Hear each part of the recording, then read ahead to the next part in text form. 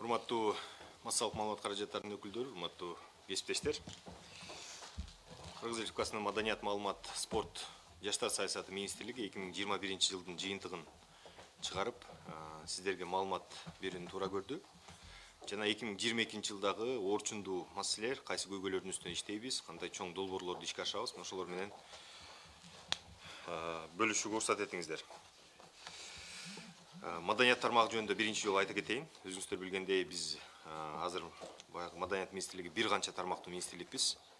Бүгүнкү күндө 6 тармакты бириктирип атабыз. Бул маданият, маалымат, спорт, жаштар саясаты, туризм жана этностор аралык мамиле.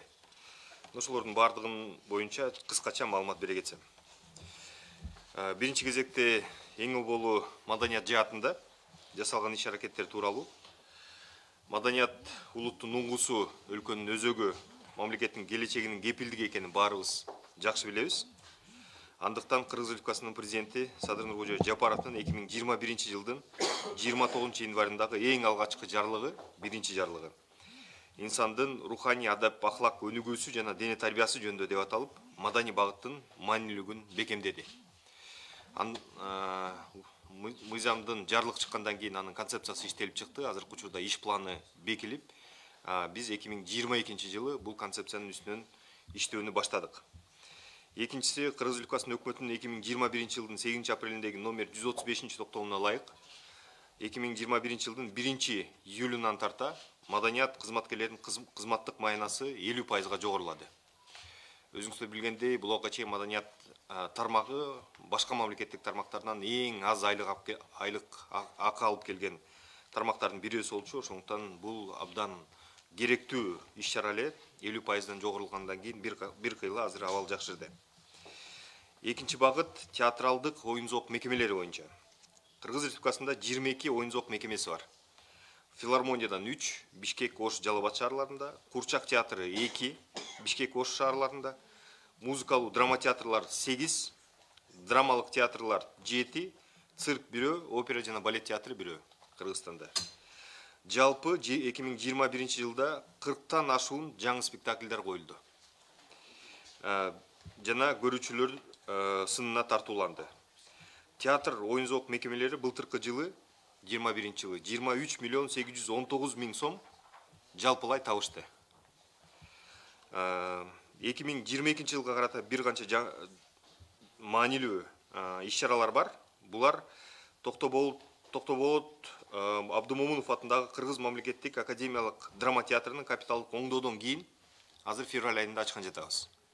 Өзүңүздөр билгендей, акыркы 2 жылдан бери Кыргыз улуттук драма театрында ремонт иштери жүргүзүлүп келген. Февраль айында ачып, көрүүчүлөрдүн назарына тартуулайбыз. Театрдын ачылышы Манастын уулу Семетей деп биз булга чейин коюп келген спектаклибиз бар эле, ошону жаңыча коюп, жакшы бир деңгээлде алып чыгып, ушул премьера менен ачкан жатабыз театрды.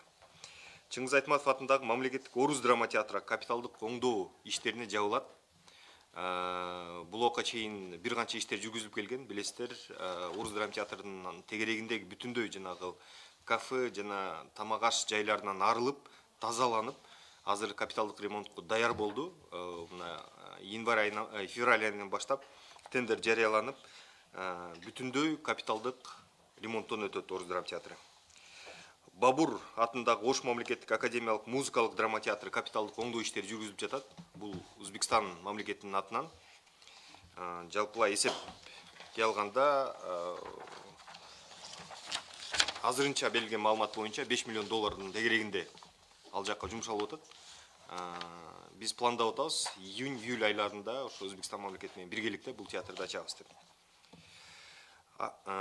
Жаңы бизде билесиздер 8 музыкалык драмалык театр бар. Ошолордун ар биринде жаңы 8 музыкалык спектакль пайда болот 2022-жылы.